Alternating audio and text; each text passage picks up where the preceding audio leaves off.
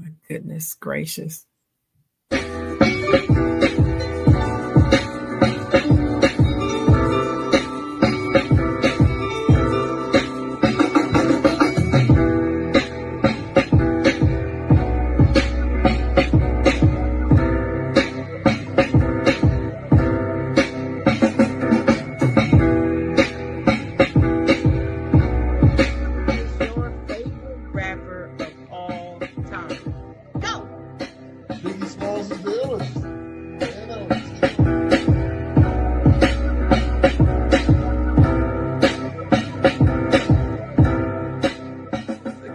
I do something called the 5-star shout out.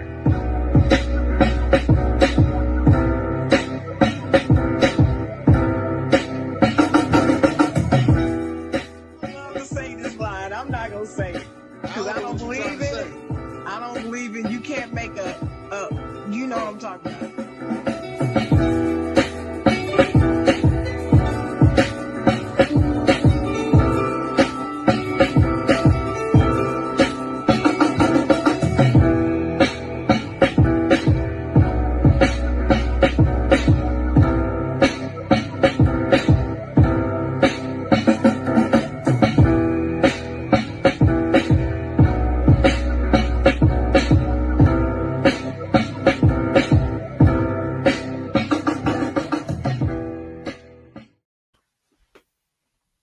Good morning, good morning, good morning. Welcome to the side, Jawn. I'm your host, Sharon, the chocolate writer, and I'm joined by my very special guest. You've seen her here before on the side, Jawn, the sports guru, the founder of 2MW Sports 360, the one and only Trisha Joy. Welcome, Trisha. What is up? What is up? Thank you for having me on the show again. Of course. Of course. Listen, I'm gonna have to invest in one of those applause sounders. So I'm gonna have you help me get that together because no problem. I need one of those. I got you. All right. Well, welcome to the side, Jawn. And as we always start out with, we want to start out by how our weeks went this week. So Trisha Joy, how has your week been this week? Listen, my week has been very good. I, make a lot of content and I'm also into film and screenwriting. So got a lot of writing done, got a lot of content done. And yeah, I'm looking forward to this coming week. What about you? I had a great week, very busy on the job. We've got a lot of exciting things going on at my company. Okay. So it's like a all hands on deck type of thing. Lots of overtime work, and it's just love the overtime. Oh yeah, it's been good. It's been a good time. And then on my side business, then I've had some client deliverables and all that stuff to do. Oh, okay. It's been exciting, and so it's been a pretty challenging but good week. I can't complain. Very good. Very good. Wouldn't it wouldn't do any good anyway. That's what the old people always say. It wouldn't do any good anyway.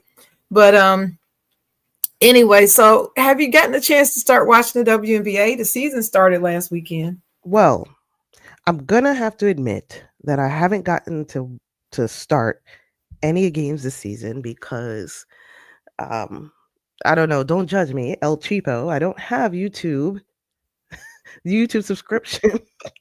And a lot of the games that I wanted to watch were specifically on YouTube. So I'm stuck with the highlights, but I'm excited about the season. I've had a few teammates in the past, because I'm old, that have gone on to play pro. So gung ho. You're old. Listen. we together together we are old. No, we are mature, we're seasoned. And so yeah, I'm looking forward to seeing Paige and all the other players this season show off their talents. What about you?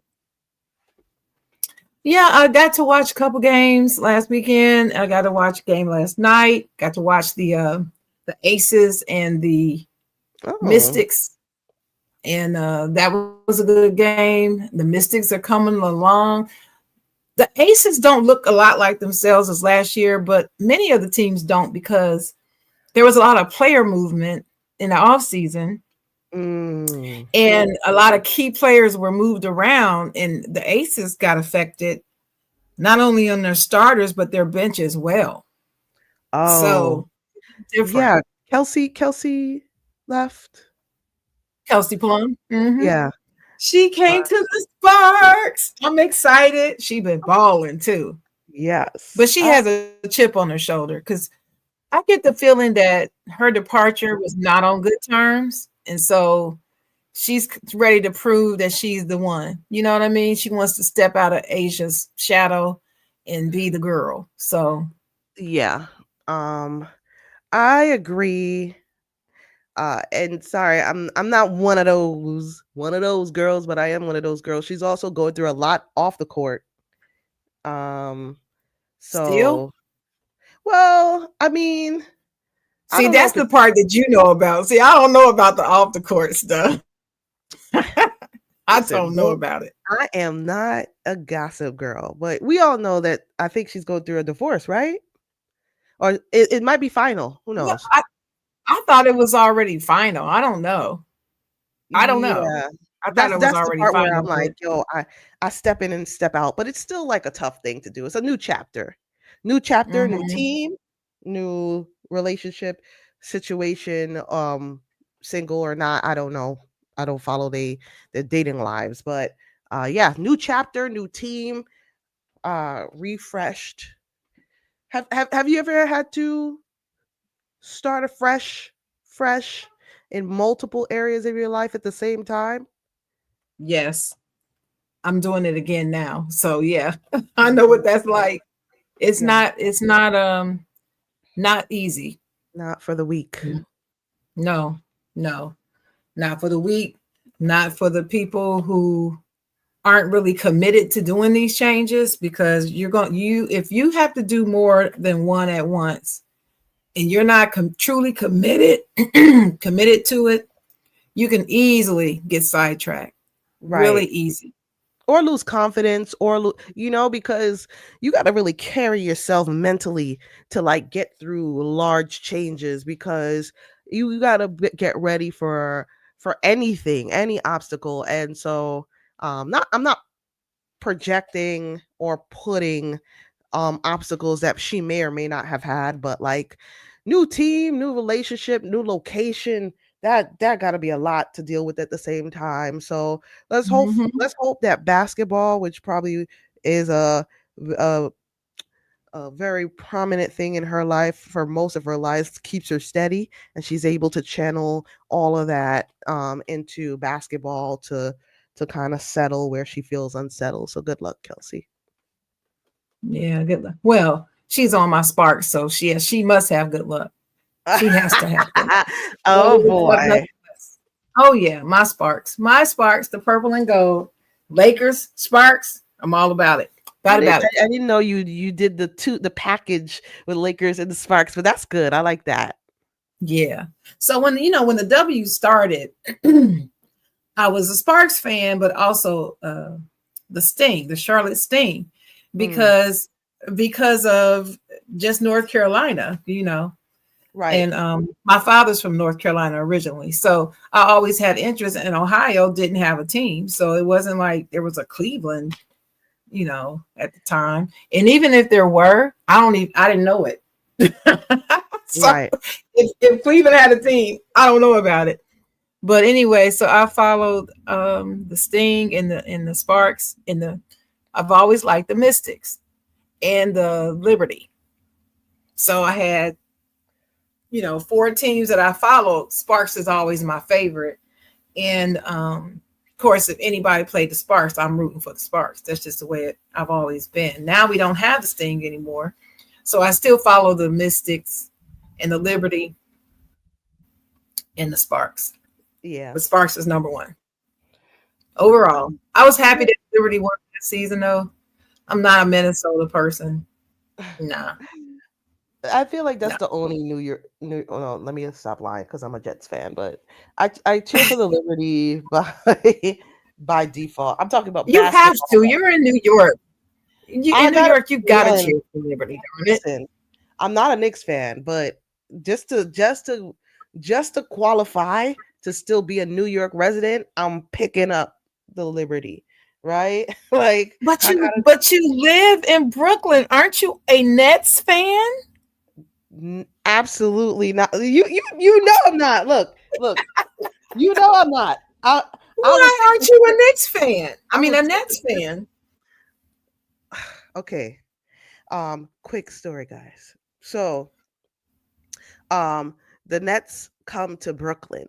It's a big brouhaha, not because we got a team, but like we Brooklyn. And I know like New York is like a basketball mecca, but like kind of stush with it now, right? We've been gentrified. We got money now. Back in the day when it was gritty, yes, Uh-huh. it was all about the chains, the hoops and the chains and all of that. But now we got a Mhm. lifestyle, right?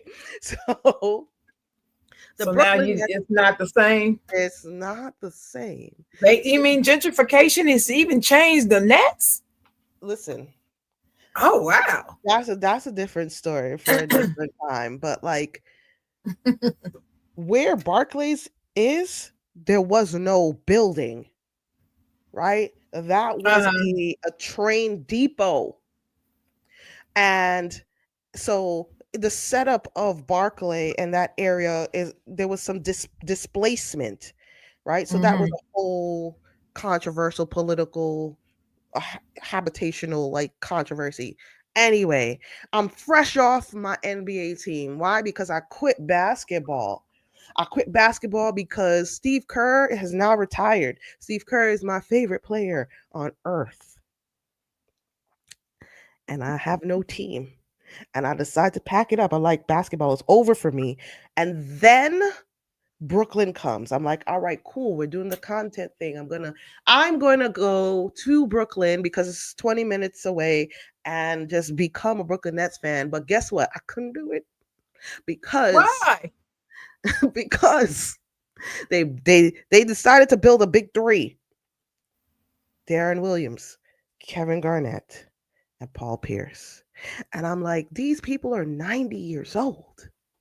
What do they think? What do you think is gonna happen? 90 years old. We're not building for the future, right? So I'm sitting down. I have decisions to make. I'm watching ESPN. We see ESPN used to do the top 10 plays of the Right. week. And then Hmm. number 10 was this random guy by the name of Russell Westbrook stealing the ball and making a layup. And I'm like, who is this man? Who is this guy? Because he's so great. Like you could just tell from that play that he is confident about what he's doing. And I was like, I gotta find out who this guy is. And thus a star was born, right? So I would rather take a flight to Oklahoma than take the bus 20 minutes to go see the Brooklyn Nets. I I would rather lay over in Dulles. I would rather lay over in Chicago than transfer to the B41 to take a 20-minute bus ride to see the Brooklyn Nets because I'm loyal. Wow. I'm loyal. And that's the story of how I became a Brooklyn Nets fan. Wow. Okay. Well, Can't nothing. Can't tell me now I nothing. got the truth. Now I got the truth because I had no idea that was all of that happened. Oh, it was it was a dramatic story about finding a new basketball team.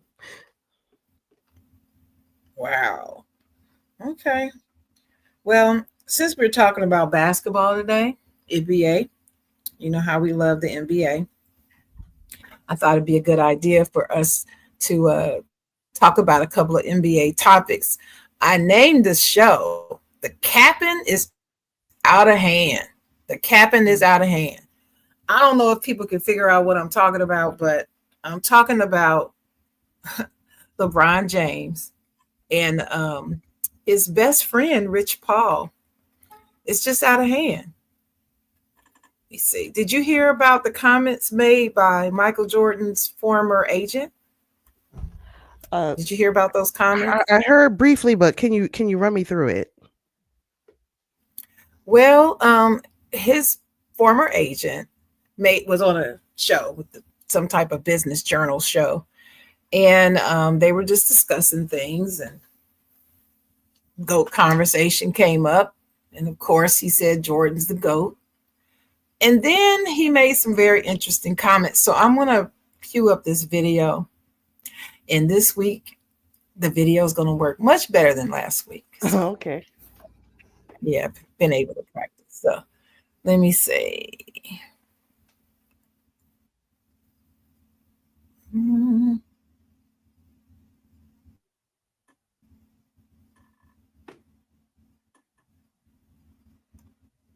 All right. So I'm going to share this screen. All right. And so his name is David Falk, and he was on the show and he made some comments. Now, this is Dominique of the Sports Tea. She's going to read the comments. I couldn't get the video together fast enough of him actually saying these things, but I watched it, and what she's reading is what he said. So I did fact check it. Okay. All right.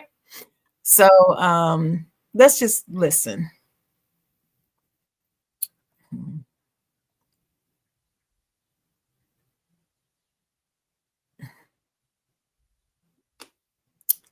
Come on, connection.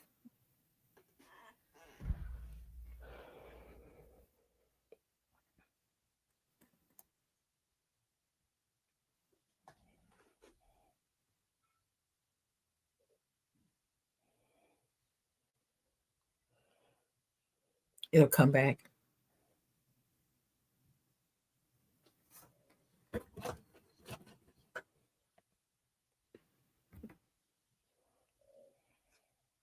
I'm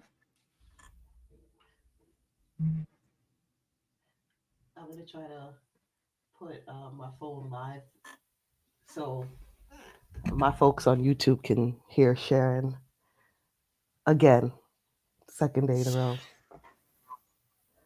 Yeah, it's coming. The internet's fighting. The connection is fighting. You want to send me the link so I could try to play it, let my mic try to catch it?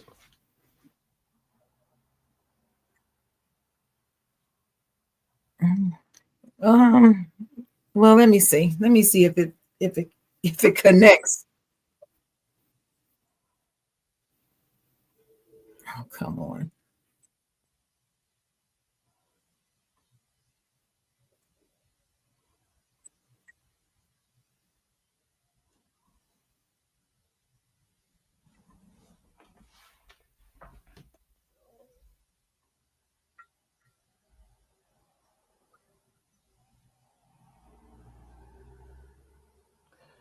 We can't hear it on this side, so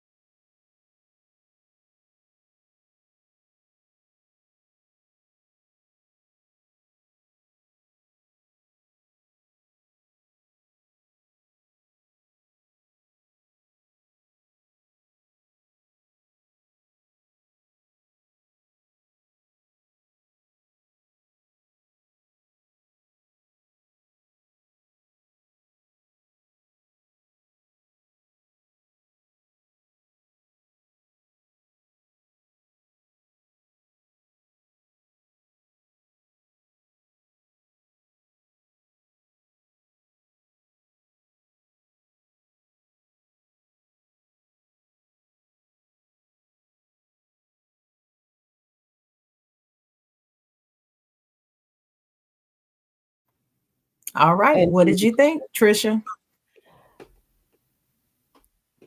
so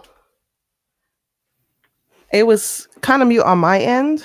But I don't really doubt that they've said something that's um pretty off. Again, I couldn't really hear it on my end because we were on mute. It was kind of silent, but um what give me the cliff notes. The Cliff Notes is he was asked about who was the GOAT, and he Boy. said that it was Jordan. And then he said they were talking about is he even in your top 10? And he said probably.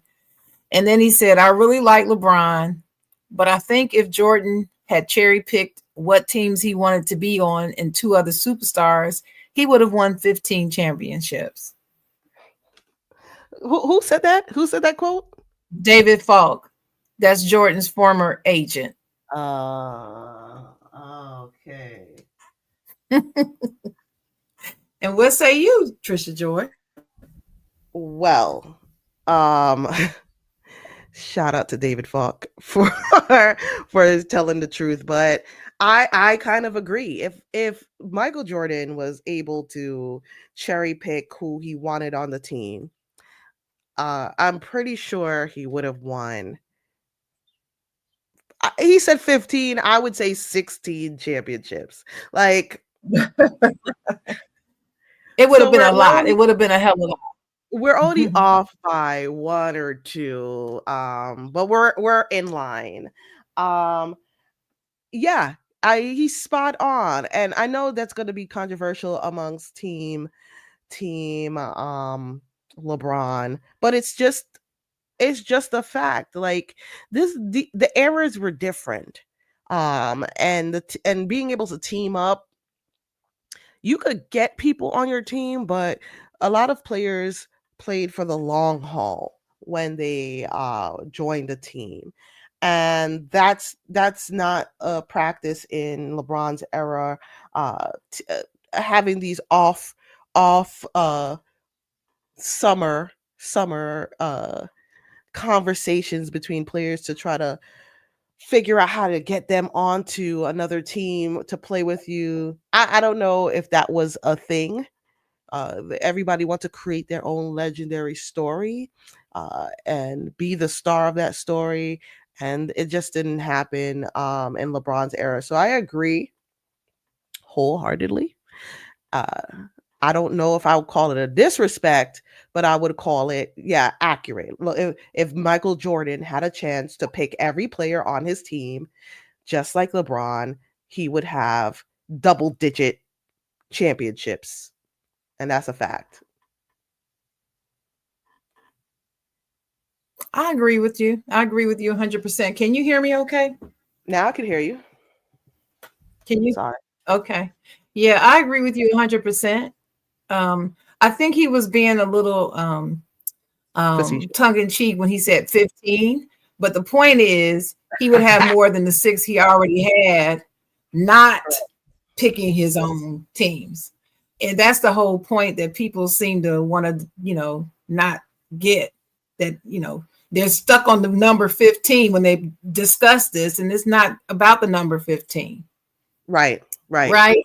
And what he's saying is that LeBron largely has those championships, those four he's got because he cherry picked, but he Yeah. only got four from cherry picking. Listen. Okay. So let's uh, Sharon. I know you're biased, even though he's on the team. Let's not say getting four championships isn't easy. No, isn't hard. Sorry. Oh You no, got I'm not you got saying the four that. Oh, I'm championships. not saying that. I'm not saying that. And Okay. I told you my LeBron history. I started out a huge fan of his. Mhm. I have Okay. not always been, or I have not, and I'm not now a LeBron hater. I'm not a Okay. LeBron hater. Okay. I just refuse to cap for him. I Cool. refuse to do that. I'm not going to say that he is the greatest of all time when he's had to orchestrate all this stuff that other Correct. players have never been able to do. Correct. And then people want to act like the orchestration didn't exist, or if they admit it exists, they want to act like it doesn't matter. Right, right, Neither are true. It right, does matter. right, Okay, it does matter. And then they want to say all kinds of things. They want to say, oh, well, he got Rodman. No, he didn't go get Rodman. Nope, they had already reached out to Rodman and asked him and Scotty if it would be okay if he came. But right, he didn't right, ask for Rodman. right. Michael I Jordan did mean, not ask for Rodman, but no, and they just lie. They stretch the truth because they want to discredit his legacy. And I right, just think it's the most ridiculous thing I ever heard. We didn't try to, in their era, we didn't try to discredit Magic and everybody that came before him. We didn't do that to right, pump up Jordan. right, He just came into the league and kicked everybody's butt and made them realize I'm the best in the league. right. And to their credit, there's only one player that Michael Jordan ever went and got, in my opinion. That would be Dennis Rodman. I don't think you remember No, he didn't go get Dennis. That's what I just said. He didn't go oh, get Dennis. okay, so Mm-mm. so let's revisit that. How did Dennis Rodman end up on the Bulls? Because oh gosh, I forgot what the GM's name is now. I can't remember his name, but Mhm. the GM and the owner, actually it was the owner, it wasn't the GM. The owner sat down with Scottie Pippen and Michael Jordan, asked them how would they feel about Rodman coming to the team, Right. and asked them could they play with him. Okay. It's in The Last Dance. And I've been knowing this story. I mean, it's Phil Jackson has said it in numerous amounts of times. Jordan has said it in an interview before The Last Right. Dance, and it's in The Last Dance. And they said, sure. He said, I said yes because I knew what he could bring to the table. Okay.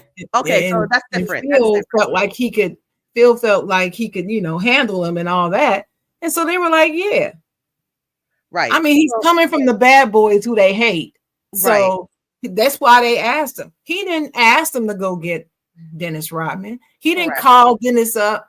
He didn't talk to him in the locker room. He didn't do any of that stuff. Right. Right. Okay. And thanks for the correction, because you're absolutely right. With that description, the past bad blood required the team to go and ask Jordan if he would be okay for someone from the Bad Boy Pistons joining the team, because it's a touchy subject. It still is a touchy subject for the players, the Jordan historians, and Jordan himself, right? Because the Pistons set out to make his life a living hell. So asking part of the Hell Squad to come and join and help them build a championship team is touchy. So that's not selecting, technically. That's asking permission for comfortability.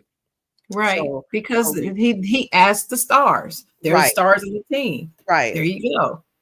right. And So Scottie Pippen really had an issue with him more than Jordan did. yeah, yeah, that is true. Scottie Pippen did have a problem, but Scottie Pippen has a problem with anybody coming to the team. It seems like you see a theme here. Like he had a problem Yeah. with Tony Kukoc. He had a problem with Dennis Rodman. He had a problem with everybody. Like who No did problem with Scottie everybody. Pippen like?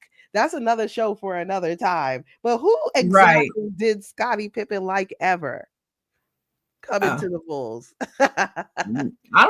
nobody. I don't know. Did he have any friends? Well, no. When he went to Houston, it looked like I don't know. I don't know. That's another He show for looked another. like he looked like he got along at Portland pretty well. True. Portland was another place where Scotty seemed to Hmm.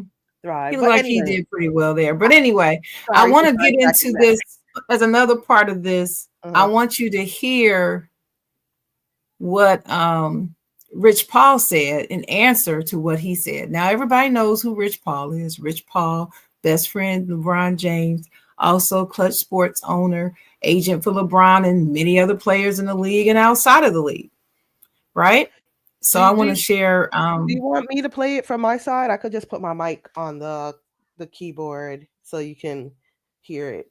because I don't I- know if the general public got to hear it the last let me try it, and then if you can't hear it, then we'll do that. time. Okay. All right, So hold as on. we wait for Sharon to pull up the video, I want you to go ahead and like and subscribe to the channel. If you're watching, please leave your comments and ask any question, or and even if you disagree respectfully, go ahead and send the comment in the chat so that we can address your thoughts. Today we're talking about LeBron James and Rich Paul saying some interesting things, uh, obviously in defense of his client and his friend. We're also going to talk about the influx. Okay, we're not going to talk about the influx, but the apparent theme amongst having international players win huge awards in the NBA. So you can now see that the video is on the screen. Let's see if we can hear a little bit about what Rich Paul has to say about LeBron James. All right. Okay. Again, like and subscribe to the channel and send comments to us to address about LeBron James and or international players. And if you have a favorite international NBA player, go ahead and leave that in the comments as well. He's on. Okay. So we kind of have some technical difficulties. We don't really hear the video. You Um, can't hear it still. no, but I'll try to see if You still I can't hear it. still can't hear it. But um, what I'll do on my Well, I end, don't know why because I shared the audio. I shared the audio, so I don't know why you can't hear it. yeah. Let me But know in the comments. Did you all hear the video playing? Because it's on my end that it's playing and the audio is sharing. yeah, sometimes But it you, has to do with I the turned it off now. I turned it off now. So do you want to go ahead and try that with your um. video, Yeah, send me the your link mic? again. Send me the link again because you sent it on my phone, but my phone is currently taping me. So, what we're gonna do is play a video of Rich Paul talking about LeBron James, and oh, I got it. And we're gonna see You got what it? your opinion is. So, yeah, Okay. commercial.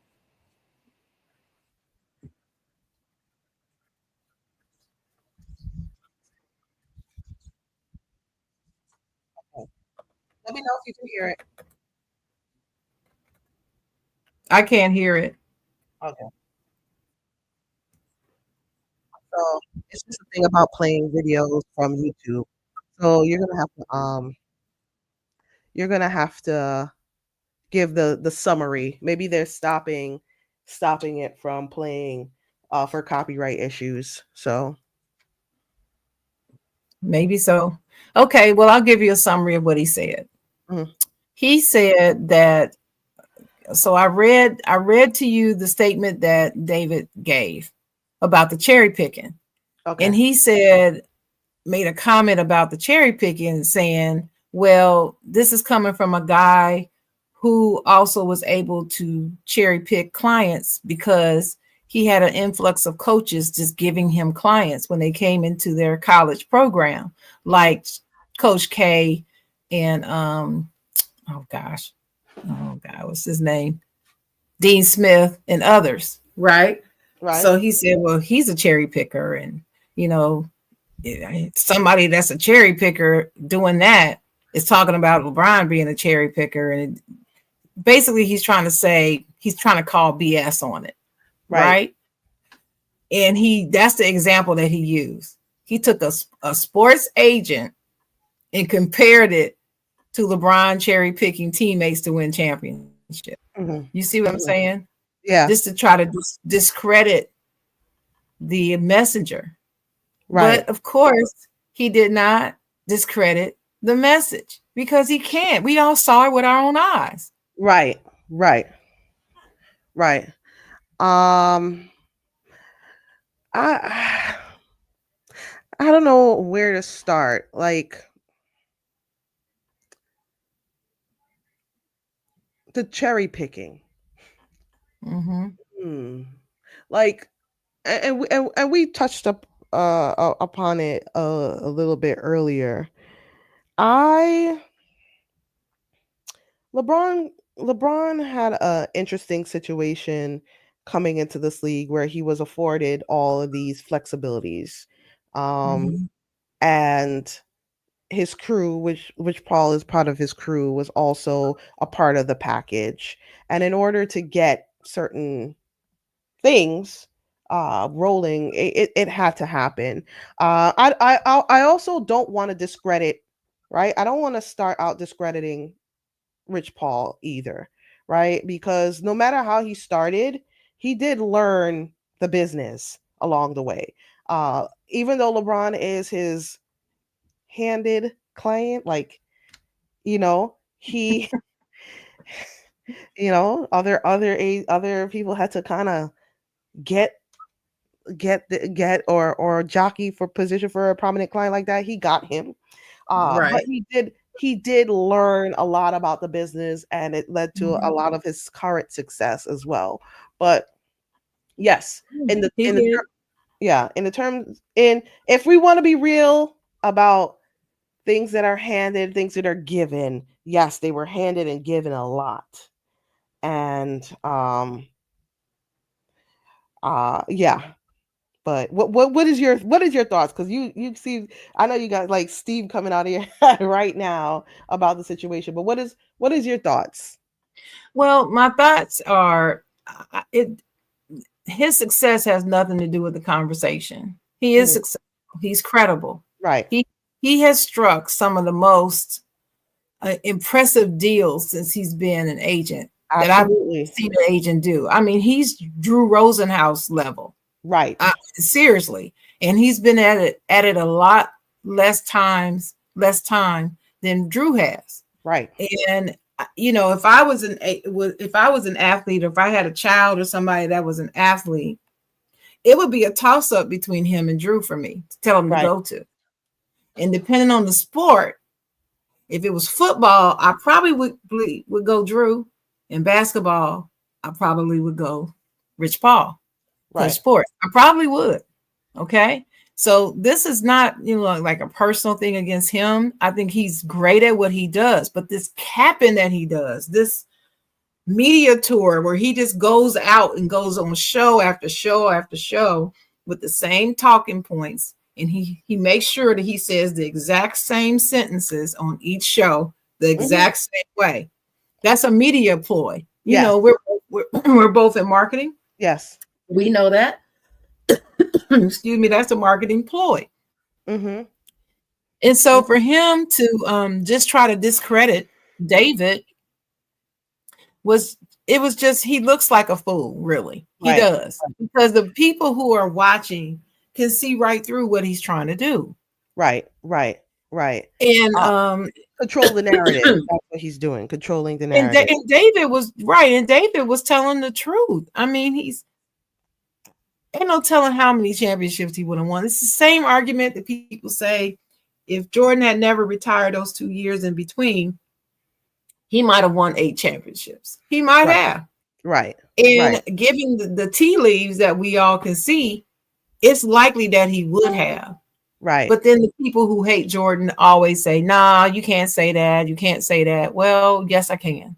right, Nobody right, knows because we can't turn back the time clock. But given with the evidence, the preponderance of the evidence that we have, it's more than likely that he would have won 8 than not. right. Okay. And Yeah, so that's where this is all coming from for me.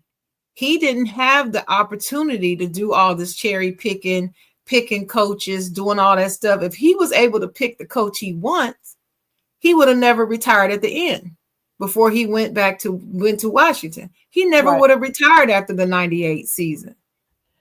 He would So have stayed because I he would have been able to tell them, no, I demand that Phil stay here. right. You can fire the GM if he wants to go, but you're not firing my coach. See, I have he a question he for you. couldn't do that. He couldn't do that. I He have a couldn't question even for you. keep Scotty there. They were going to get rid of Scotty. Period. I have a question to you. Where did Mm-hmm. this all change? Like, so, and why did it change?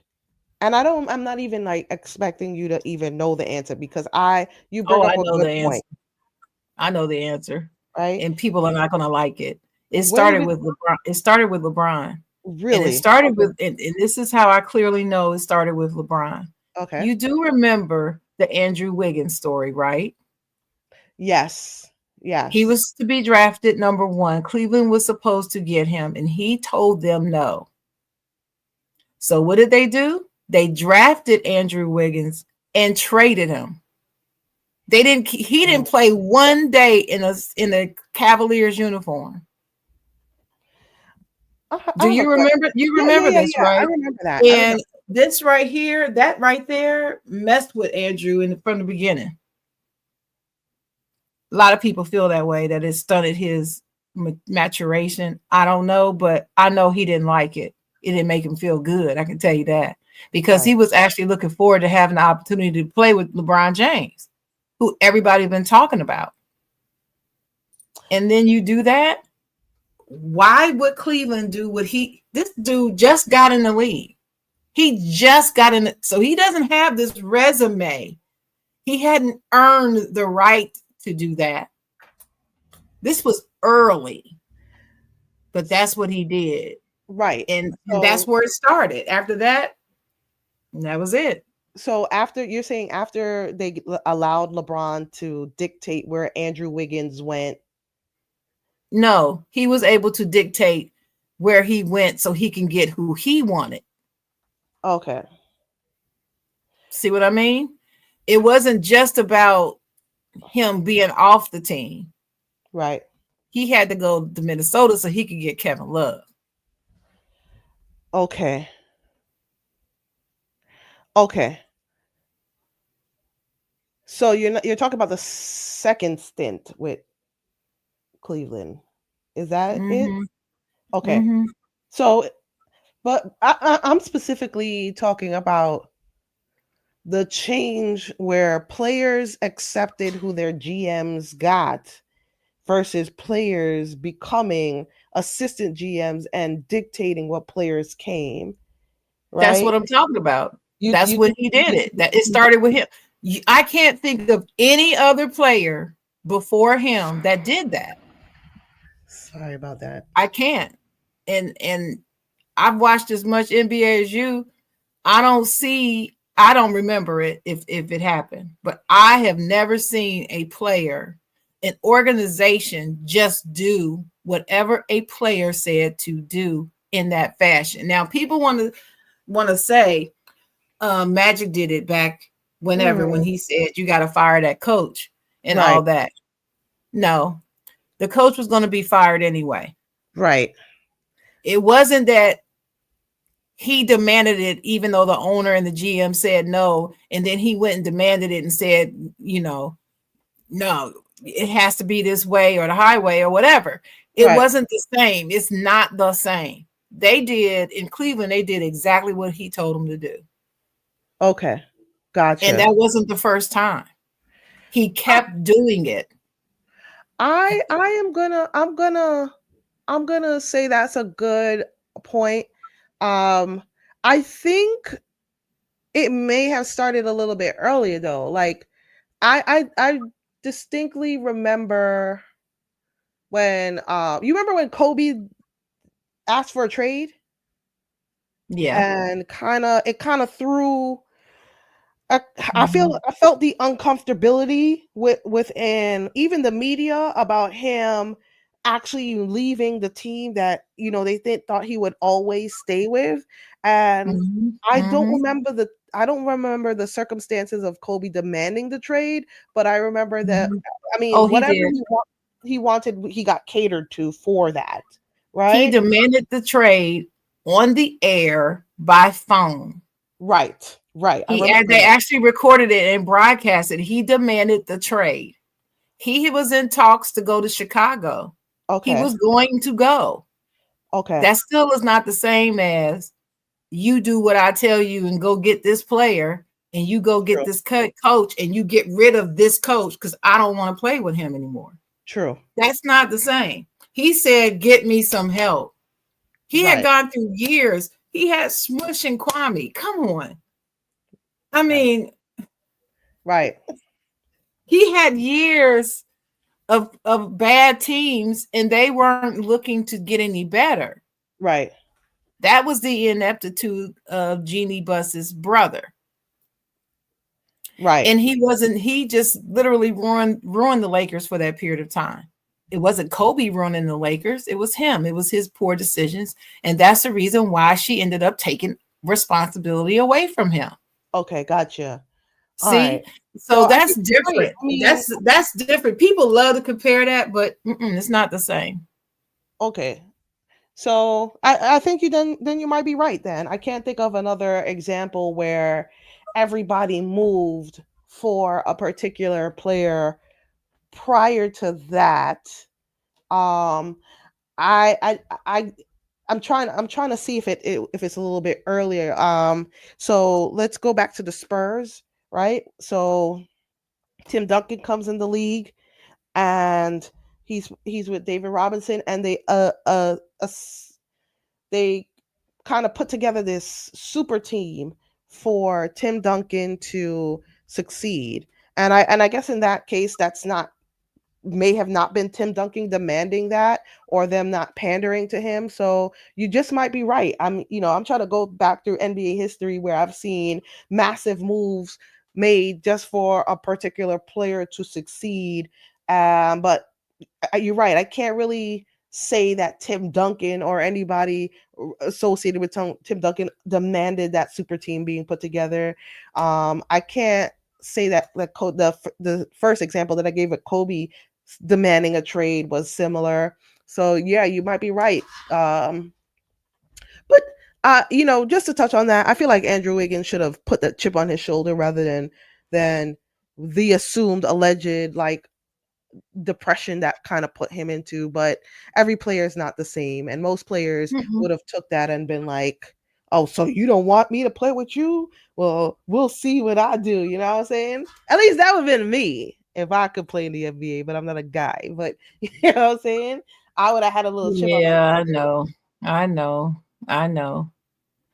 Oh well, we can move on to the next topic. Okay. It's a good one. The last was it 8? Let me see. I think it was 8. Can you put that on the Mhm. screen? Because I think that was like a I'm gonna put it. It was a video, but I can actually put it up on the screenshot. screen.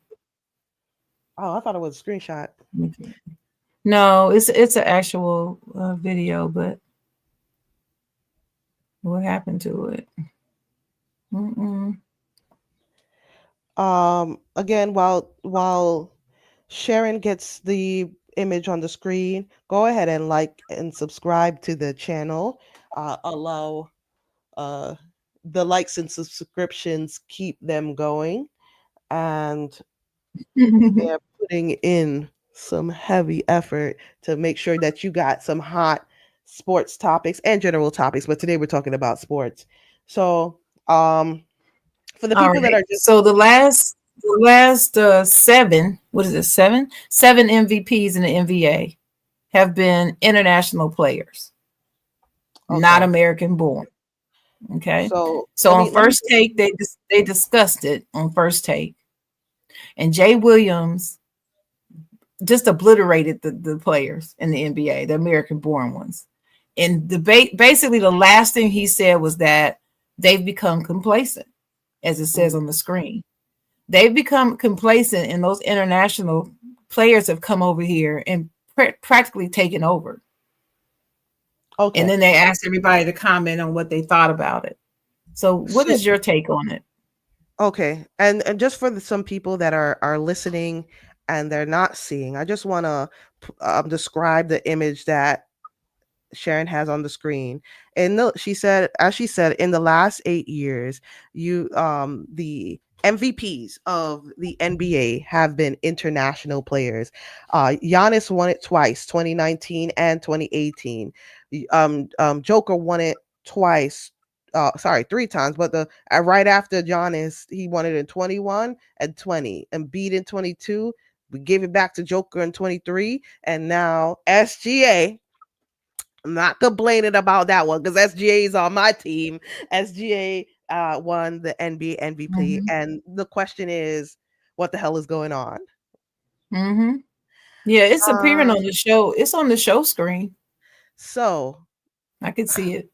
yeah, Mm-hmm. what the hell is going on? So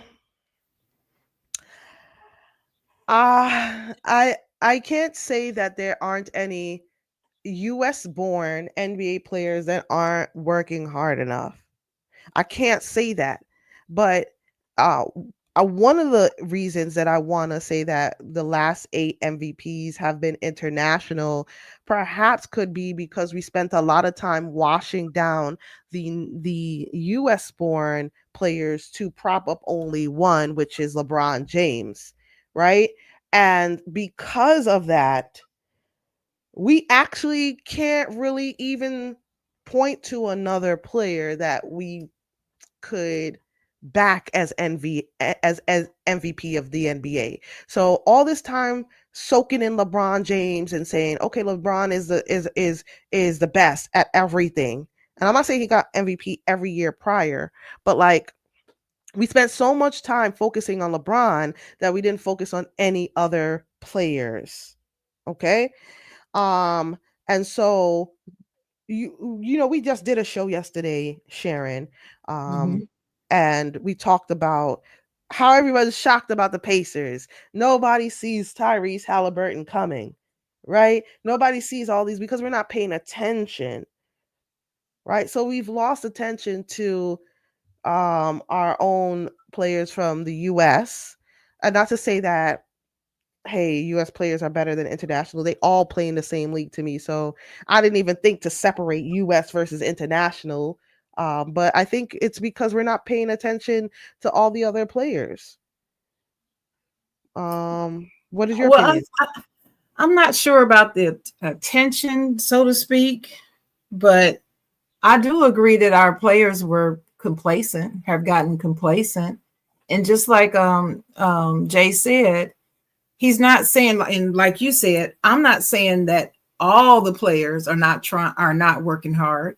There are players that still work hard and they give their all every game, and you see it, and they're putting the work in. We see it, but there's a large majority of these players that are not. It's like if you're not the immediate star, Mm-hmm. Mm-hmm. where's the I mean, there's no, I mean, you can tell by the lackluster performances they give in the All-Star game. If that doesn't convince people of what's going on, I don't know what else can. Because Mm. it's just terrible now. It's terrible. It's hard to watch. They don't care. It's very evident they don't care. Even leading up to the All-Star game, it used to be people campaigning for it. You would see that. You don't see that anymore. It's just different. And all the while, the international players come over here. They still keep playing their game over there. When they finally get over here, they bring that game over here and they bring that toughness. And it's mainly that toughness and that defense and defensive uh, the defensive side of the ball, excluding, of course, Luka, that comes with them. And so they're used to being banged up in the lane. They're used to the rough play. So when they Right. come over here, as light as we're playing them, they can just go. Right. It's just not even the same as it used to be. So I Yeah. believe there is some complacency. I feel that they thought it's the US above and then there's everybody else. And any international player that comes over there, oh, forget that guy. He's not, he's from Europe. He's not whatever. And now they've come over here ready to play, ready to ball. They are more fundamentally sound, a lot of them, just fundamentals. And then you have AAU getting away from teaching the fundamentals of the game. Right. It's all about the dunk or the 3-point shot. It's not about actually playing the real total game of basketball. And that's what Jay was saying. This is what Jay was saying. And I agree with him 100%. I think that's where it started. I think that's the reason why it has gotten a foothold. And this is the result. 7 MVPs, not one American born. All of them, cut their teeth overseas before they came here. And now they're dominating. Yeah. 8 years, 8 seasons in a row. That's a lot. I sorry, I had to just get my bearings. So hmm. I liked a lot of the stuff that you said, and I think to put on top of it, again, all of you are joining in the middle of this. The topic is the last 8 MVPs for the NBA are international players, and the question for those of you who are international or not is why is it that there aren't any US born MVPs in the last 8 years? Mm-hmm. And Sharon has said it's complacency, and I'm gonna agree, but I'm also gonna add on top of that that it's not just complacency, but the lack of understanding that it's not just about wowing the crowd, but I feel like what's underestimated is the full package expectation of the MVP. Not only do they work hard, but branding wise, they're branded with positivity. And they represent the family, the values, right? That people Mm-hmm. in the US find are prioritized. And so when it comes to let's step back a little bit years prior, right? So Steph Curry won the MVP in 2014 and 2015 team. Steph Curry as a package represents shooting. He's also very relatable visually, right? Although this guy is a big old NBA player that we can't compare to his size and skill. Like visually on the screen, he seems smaller, like one of us, right? And I'll show you. I'll get into why I keep pointing this out. When you look at Giannis and you look at Joker and you look at all the international winners, they have a trait that is kind of connected to the everyday relatable person, right? Giannis, hard worker, right? Didn't have much brothers and sisters providing for the rest of the family, and that was a big thing, right? Second, Joker, it's just basketball, right? He had this nonchalant trait, but let me just show up and play ball. Joel Embiid, I think, is the anomaly in the set, to be honest, because although Joel Embiid was great, we felt like he had to beg for this MVP. But he campaigned for himself, and speaking up for himself is something that we as a relatable thing amongst American players, American people. And SGA, I mean, I think he's also an anomaly. He's one with the undeniable talent, and because he led the Oklahoma City Thunder to the highest wins they've had in the career of sorry in the existence of the team, you had to give it to him. But on top of that, he's just a clean cut guy. Clean cut Kai. Now, I want to add one more addition to it. This is also a reflection of NBA expansion. The NBA has been on this goal to expand and get new viewers internationally. And so Mm-hmm. now our MVPs are a reflection of that work. Mm-hmm. So those are the reasons I think we have international our last NBA MVPs were international is because the NBA has put in the work to expand the game overseas, and it's working, and thus our MVPs aren't American born. You mean expand in terms of viewership? Yes. They're doing a lot overseas in Oh yeah, I know yeah. what they're doing, but I'm saying I don't see how that could create an MVP just because more of them are watching it. Yeah, They're playing basketball anyway, whether they're watching us or not. They're playing their brand. They're not playing our brand of basketball. So how, I don't get the connection. because Explain it to me because I'm like lost. for instance, um if someone from Michigan, Michigan State, your school, right?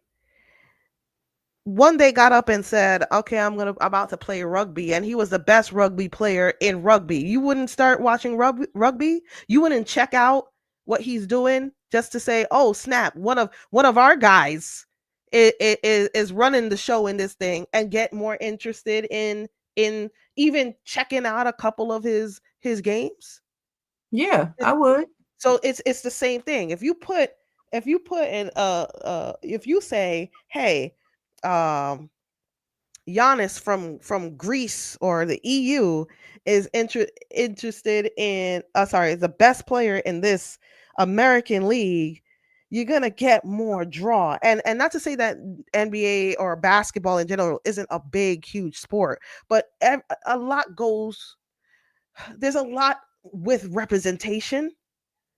There's a lot with like seeing one of yours dominate something that's not yours and being proud of it. And that pride brings more eyes and more viewership and more like it kind of uplifts the NBA a little bit more for more people going to those other in those other countries, sorry, to see what's happening. So it's really about, to me, could be, not saying that it's definitely about having representation overseas for the markets that they're trying to expand to. In order for that to be true, then what you're saying is the NBA has decided they're going to have international MVPs instead of having them earn it. But they're earning it. They're actually the best players in the game. You see what they've been performing the best over these last 8 seasons. They've been, I mean, consistently Yeah, performing the best. I'm not saying they're not working, and I'm not No, saying no, it's no, no, rigged. no. I'm not saying that. I'm saying in order for you to say that the NBA, this is as a result of the NBA expansion, and then you said if a player like Giannis has won an MVP in America, that people overseas will watch more because their person is the MVP, then that means they would have to decide it's going to be an international person Right, right. ahead of time. So let's And let's I'm not. saying I don't believe that that's what they've done. I don't believe this is a result of their desire to expand. I just think it's a result of it actually being the best player. It is expanding. Okay, See what I'm so saying? let me throw the caveat into this. Mm-hmm. The NBA MVP is voted on by sports writers. Yes. So, like, yes, they're looking at the talent. Yes, they are performing the best. They are. And like, uh, 60, 70% of this to me is the performance. So you're right. They are just outworking and doing the work. But a little bit of it, a little lot of it is the attention that the players are bringing to these platforms that these writers are writing for, right? I want to say they're unbiased about it, but we cannot deny that the views that come to their blogs, that come to their YouTube channels, they can see who is interested in it. Now, I know people, like, we're not suddenly like just giving I almost said something controversial. The extra eyes are coming from other places, Mm-hmm. right? The draw is Mm-hmm. coming from um the power of the fair weather fan to me, right? So, you know, I think we're both making good points here, and they both count for different aspects. But I do think that it's the draw that these international players are bringing to the sports writers platforms, and the views that are helping them decide what's what. Now, I know the counter is, well, if that's the case, LeBron James will win it every year, Hmm. right? I I get don't it. know about that. I get it. But you see what I'm Mhm. saying? I do think expansion to extra markets and the results that come from being expanded to different markets and the new eyes internationally are helping with this. My opinion, but I'm okay if it's wrong. Well, I'm not going to say it's wrong. I just can't see it. But I respect your opinion. But I just can't see the connection. I can't I see it. Because I I mean, I can't. understand what you're saying, but I yeah. Mm-mm. I I just listen. feel, I acknowledge. Well, I acknowledge that you agree that the majority of it is the way that our players are playing versus the way they're playing. They are playing better. They're playing a better brand of basketball consistently, not in flashes. That's the thing. They're play. Oh, let me be a little bit more gritty with it. They're actually playing basketball, Mhm. The right? real game of basketball. It's Hmm. not even real. I'm talking about Hmm. load management. They're actually present. They're checking in. Oh, they're playing. Yeah, Yeah. they're actually playing basketball. Load They're not management. missing as much time. They're Right, not. right. Joel Load management. Embiid, I think, has missed the most time out of all of them, but he's injury prone. Right, He came right, to the league injury prone. So there's nothing load managey about that to me. right. Joel Mhm. Embiid came in on crutches. Like Right. he's but our NBA players are not playing, load managing, like taking injuries off, and so again, remember when I said relatable?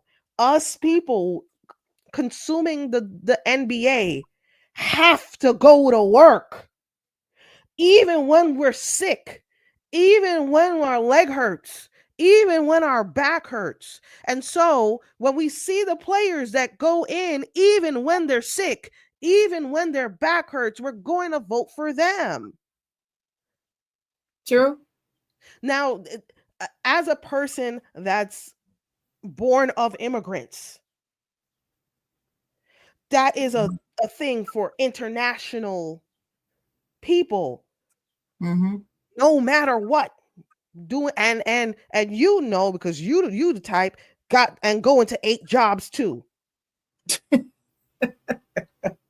Yeah, I'm not you're right. saying it's a lazy thing. It's just Mm-mm. it's more Mhm. relatable to the audience and to the market right now. Everybody's Mhm. working hard. Everybody's just trying to feed the family. Everybody's just, that's what they're looking for. So by not being present, you're not relatable to the NBA market here, both in America and international.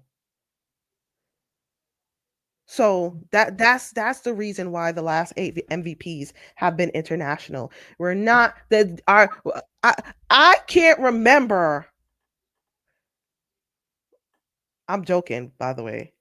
The last time I seen Kawhi play, right? Like you remember he was out. He was It was out. in these playoffs. He came, he played in these. Did they make the playoffs? They did Or make the playoffs. did the Clippers They didn't the Clippers make the first round? the Yeah. player they did play, and he did play, but he's been away for a while, right? So Most of the season. Most of this season, most of the prior season, most of the one before that, and the one before that, and the right, one before that. Since right. he's left Toronto. It's just been every season. So we can really blame load management on the reason why we don't have an NBA Sorry, I'm laughing because of the way you said it. We can really blame load management on the reason why we don't see any US born NBA MVPs in the last 8 years. All right. Yeah, because the international born, I don't think they're being load managed. I I don't don't think see it. I don't I see don't it. see it. I No. don't think it's in the nature, right? It's just a different kind of competitiveness over there. So international players got it, like they will continue to have it. Now let's talk realistic though. The U.S. is making a this is generalization, by the way, and if you know better than me, please put it in the comments. But I think the U.S. as a whole is pivoting towards gaming. So not only do we not have international MVPs, but the kids like gaming a little bit more than going outside. So we're gonna have more international players in the NBA, and we're seeing it more and more. And not to say they don't game in Europe, by the way, because they do. They get busy, right? They get busy all over the world. But in the U.S., it's important, super important. And COVID pushed a lot of that. But yeah, I think we're seeing a lot of societal things change the face of athleticism. Period. And it's Mhm. and it's falling and it's rolling into the NBA. Hmm. Okay. That's interesting perspective. So, that's the topics that we're going to cover, but I wanted to end with your predictions. Who's coming out of the West and who's coming out of the East and making it to the finals? Um, you go first. I don't want to. Well, I can Okay, go go ahead. first. Good. Well, I think it's going to be OKC and Indiana, be honest with you. Two smaller market teams, and it is what it is. They're playing the best basketball. If the Knicks win, it'll be an upset. And I just don't believe that Minnesota has what it takes to beat OKC. Um, They haven't shown me that. So if they do beat OKC, if Minnesota does beat OKC, I don't feel bad for my take, and I'm not going to allow anybody to beat me up and replay this. Sharon said no, because I'm going by what I've seen all season. And at the beginning of the season, probably about November, December, on Talk Your Ish Tuesday, I believe. I think it was probably November, early November. I predicted it was going to be OKC in Cleveland. Then mhm. Cleveland didn't make it. So they're out. And now I'm thinking it's probably going to be the ones who eliminated them, who's Indiana.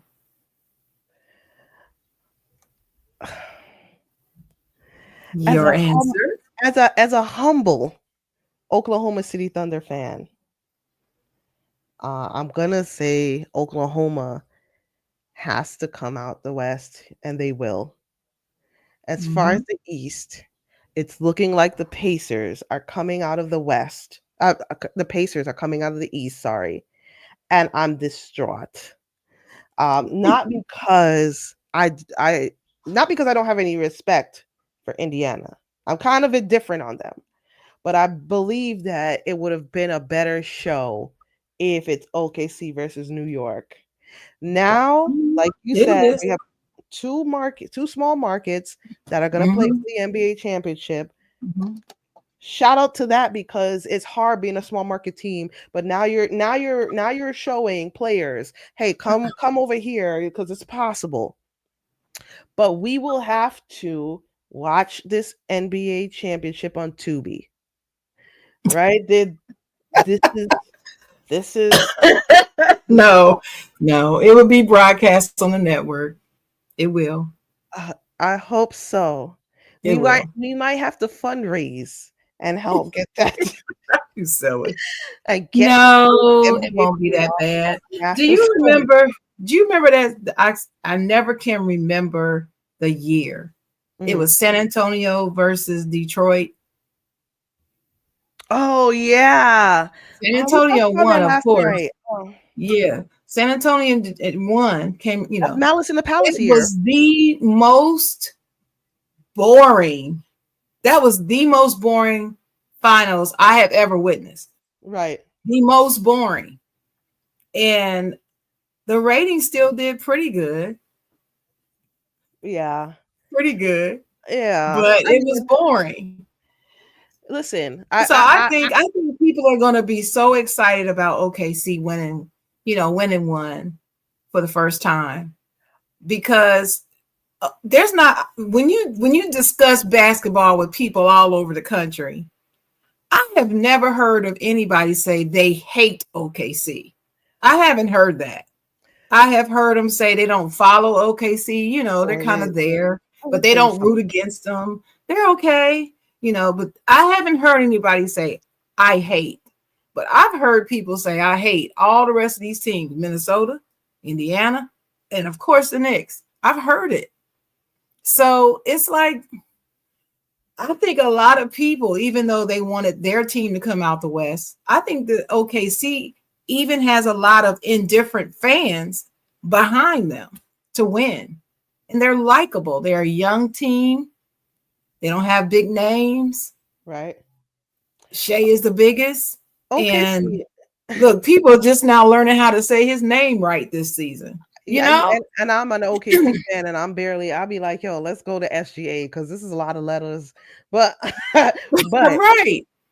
but I will say this: all 8 people in Indiana with TVs are gonna tune into this thing, Lord, stop. Stop. and Stop talking about my Midwestern all brother. 8 people with TVs are gonna tune into the NBA Finals out of Indiana, and the 9 people in Oklahoma City that have color television will also do it, and they will have a big party, and we'll see all 17 of them. And then we'll be watching. So we'll have our 2 TVs. I'm joking. I'm joking, not Our really, but two really. TVs. But And yeah, I mean, if I have to, I can bring it up on my cable because yes, I still have my cable, and we can zoom, and I can turn my camera around so you can right, watch it. right, right. You could zoom it for the rest of us and the rest of the Mm-hmm. people in Indiana, Oklahoma City that can't watch. Zoom it for you. Oh But man, anyway, this has been a great yeah. sports conversation. Here on the side, Jawn, we talk about a lot of things. We do talk about some sports. We talk about culture, lifestyle, relationships. We talk about entrepreneurship. We talk about current events. We discuss everything on the side, Jawn. But every now and then, I like to have a good sports conversation besides who's the GOAT and who's the best running back of all time. I want to have some more conversations. So I always enjoy having you on because I know the conversation can go under the covers a little bit. So I appreciate you being here. But I love before it. we leave, do you have any final words for the listening public? I do. Let's see. So I don't don't be afraid to look back at the past and see where you've made a misstep to correct your future. Um, I feel like a lot of people may have missed things in the past. We all have. And when it dawns on you, put it in a notebook and use it to be better in the future. All of our experiences are important to our growth, past and present. And also, if you realize that something you've done in the past isn't great, Mhm. accountability, but also forgiveness of yourself in order to move on and Mhm. and grow into a better person is important. Mhm. That's the message I want to apply.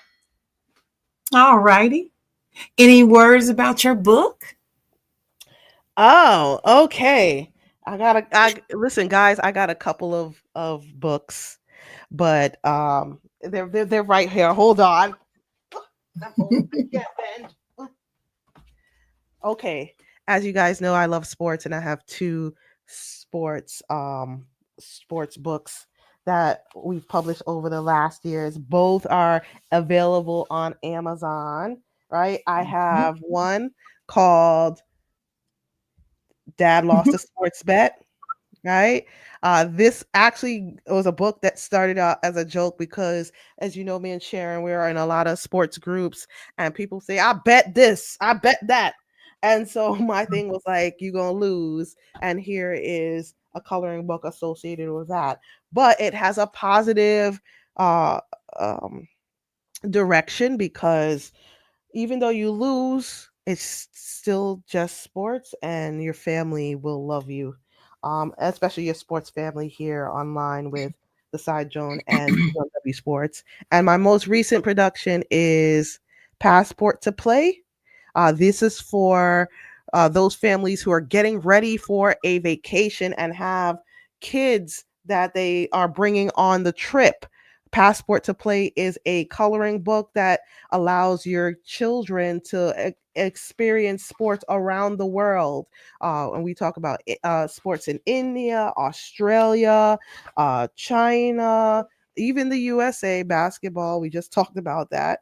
And Mhm. it would be a great thing to carry along with you to keep your kids learning about sports and learning about other countries. All right. So, Passport to Play allows your kids to learn about other countries and other sports from those countries. And I will leave Sharon with the link to get this off of Amazon, but please Mhm. enjoy both or one. Yay. I love it. I love it. I love it. Well, here's my final thoughts, the message that I want to leave with everybody. In life, a lot of the times we'll see things, and two people can look at the same thing, even through the same window. You're standing in the window looking at the same thing and see two different things.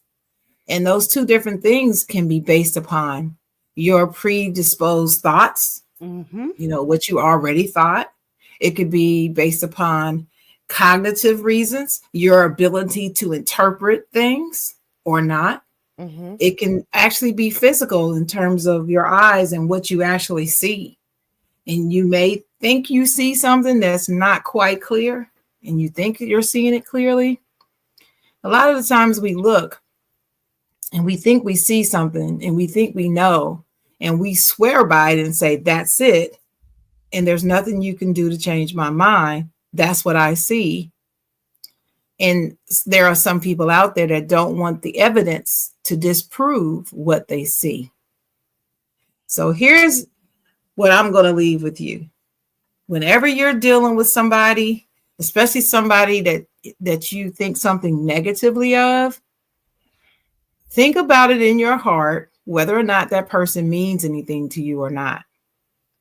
If the person means anything to you, you should ask questions Mm. before you develop your final negative thought, because you just might be wrong. You Right. just might be thinking they're this way, they're that, and this is why they did that. And then you might, if you have a conversation with them, you might find out that's not it at all. That's not what happened. That's not what led up to that. That's not what they meant by that. And that's not the reason why they did or said that. Or they didn't even do or say what you Right. thought. Right. It's a matter of the heart.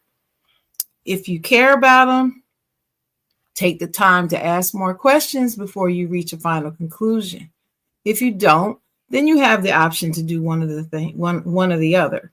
You can forget about it, or you can still go ahead and ask questions anyway. Depends on what you want to do. But if you care about the person, afford them that courtesy. You know, that's a way of showing that you care or showing that they're important to you.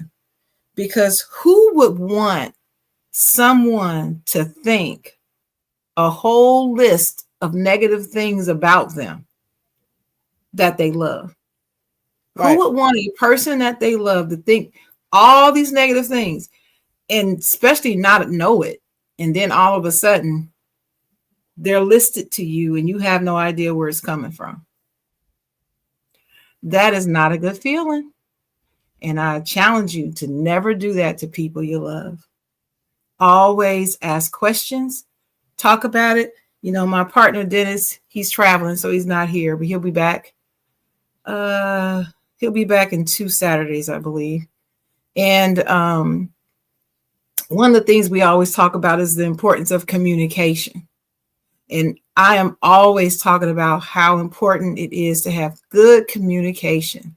This is in relationships, business, parenting, romantic relationships, friendships, podcast co-hosts, even guests on the podcast and everything. It's important to have communication. God gave us these mouths to use them, but he also gave us the heart to use them properly. And it's important to communicate because the other person can't read your mind. And also because you may be thinking something that's not even true. But you never will find out if you won't talk to them. So if you're one of those people that won't talk, then you have to understand you're deciding. You're making a decision to sit in your own thoughts without finding out what is really true. So that's my final thoughts from me. And that's our show for today. I want to thank Trisha Joy again for coming on, founder of Sport 2MW Sports 360. And you can find the group. You got to search for it. It's a private group, so you can only get in if we let you in. So if you want to try to join it, you can request to join and answer the questions. If you don't answer the questions, you're not getting in. I'm just letting you know. You got to agree to our standards and guidelines, and if you don't, you're not getting in. All right. So we'll see you around. See you around the social media streets. I always get these balloons. All right.